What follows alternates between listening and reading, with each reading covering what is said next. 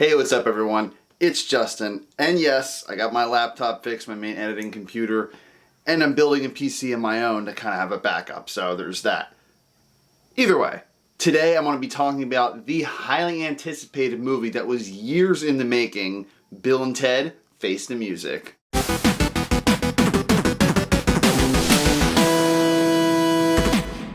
So, Bill and Ted Face the Music is the sequel to Bill and Ted's Excellent Adventure and Bill and Ted's Bogus Journey, starring Alex Winter and Keanu Reeves. This time around it's directed by a man named Dean Parasot. He directed Fun with Dick and Jane, Galaxy Quest, so you think for a third movie and an already hilarious sequel, he'd be a welcome addition, right? If I'm not mistaken, some of the original writers and producers from the previous two films came back years later for this one. So the plot of this film, Bill and Ted are old now, and this is where I got a little bit confused.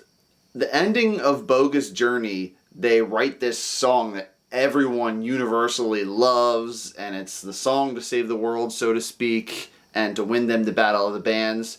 But the plot of this one is, like, they haven't written that song yet, so that's fine, that's understandable. I believe that was the pitch to get this movie made. But in this one, they need to write a song to reunite the universe, so to speak. It's a little bit different, but I still think it's a gray area.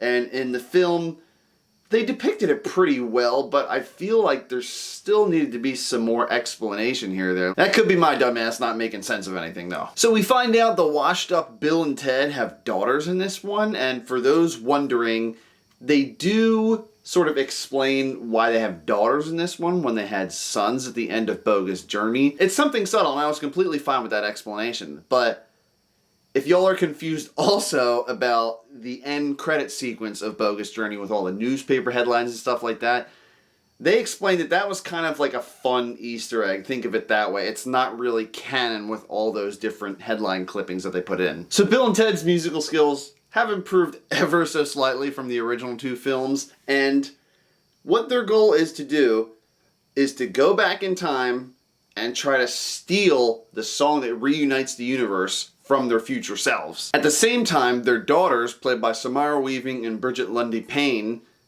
their mission, they really want to just help out their dads. I do want to talk about the positives first, because there's a fair amount of them. So, what a lot of people were worried about, do Bill and Ted's daughters come off as this cheap knockoffs of the original characters?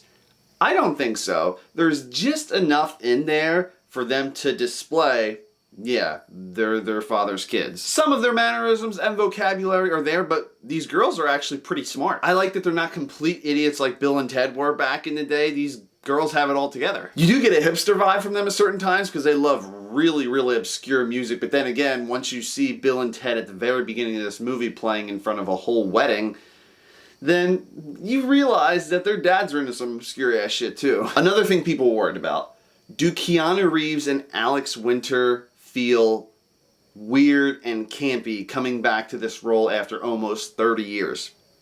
I don't think so, honestly. I mean, the humor they had wasn't as funny for me because I loved like the slapstick, over the top, just like in Bill and Ted's Excellent Adventure where they're in the Knight's Armor pretending to be Star Wars characters and they're dueling with lightsabers, like stuff like that. But at the same time, I do have to accept they're older, they're more mature, and they have more of a drier sense of humor, and that might work for some people. It sort of did for me, I'm not gonna lie. Like I said, it was funny, but not as hilarious as the previous iterations. Just like in Jay and Silent Bob Reboot, where I loved Jay and Silent Bob in that film, but they were funnier in the original films. For those who are also wondering, they handled George Carlin's death very well in this film. They pay great tribute to him, and there's even a character that has a direct connection to Rufus. As far as the princesses go from the earlier films, they were recast. I mean, it's not that big of a deal because the film was 30 years ago. I don't know, maybe if they got older looking or fat or something and they just didn't find it fitting. There are some other great cameos, and there's a lot of good nostalgic moments that are like subtly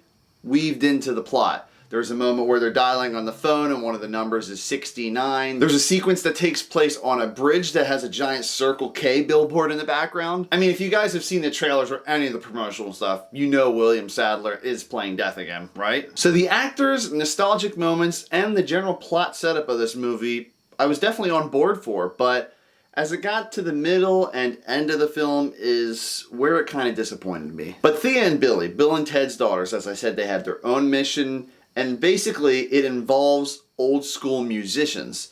Now, there's a scene where a more modern musician has a riff off of sorts with an older musician, and that was my favorite scene in the entire film. Like, it was so well thought out, it harmonized really well, and all the characters were around just enjoying the hell out of it. Now, when I saw the soundtrack for this movie featuring artists from Weezer, Mastodon, Lamb of God, I thought they were going to go to certain points in time, because you see in the trailer that Bill and Ted are a different version of themselves, and they're in prison, they look all buff and stuff like that, and Bill's like, how'd you like our song?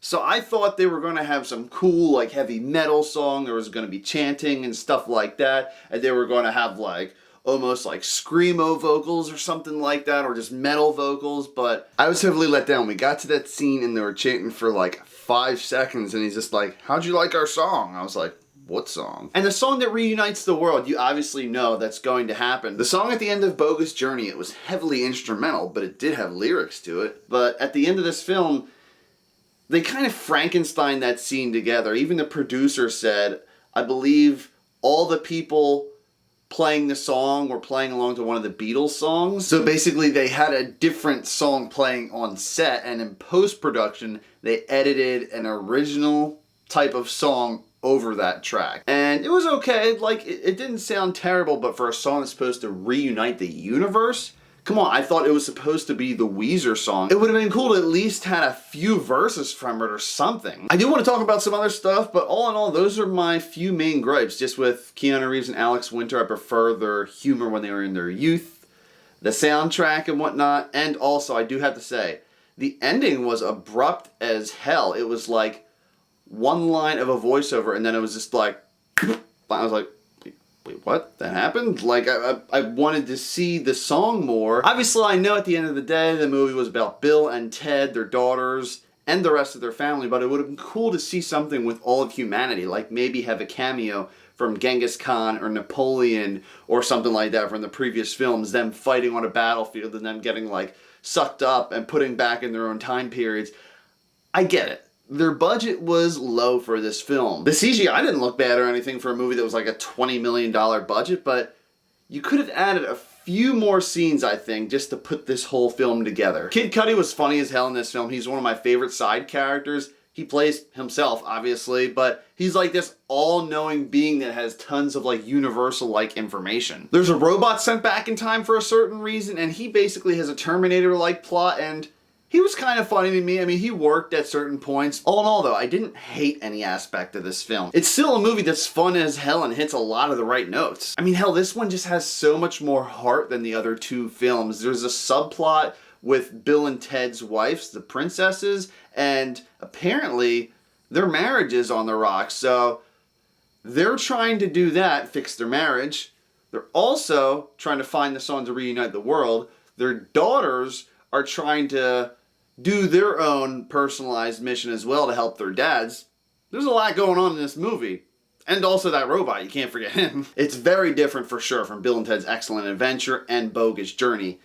And as far as sequels after X amount of years go, it's a lot better than some of the crap we've been given, like Sin City: A Dame to Kill For or Independence Day: Resurgence. I gotta stop talking about this movie before I give away too much. This movie had tons of heart, some good comedic moments. The acting was good, the characters were good. The music was okay. I mean, I definitely think that the film could have had better musical performances. Nostalgia done right, and again, a somewhat abrupt way to end the movie, still leaves me feeling that I watched a good film. And by the way, there is a most excellent end credit scene. Please pay money to see this film. Do not pirate this, because Keanu Reeves and Alex Winter didn't have to make this movie. They came back for the fans, and the budget was small enough to where they could get this movie made. Unfortunately, it didn't make it to mainstream theaters. It only made it to drive-ins, but regardless, pay the money, support the film, support the actors. Otherwise, stuff like this won't really happen again. Even though I was let down a bit, the touching moments in this film and so much more definitely made up for that. Bill and Ted 3 Face the Music gets a 6.5 out of 10.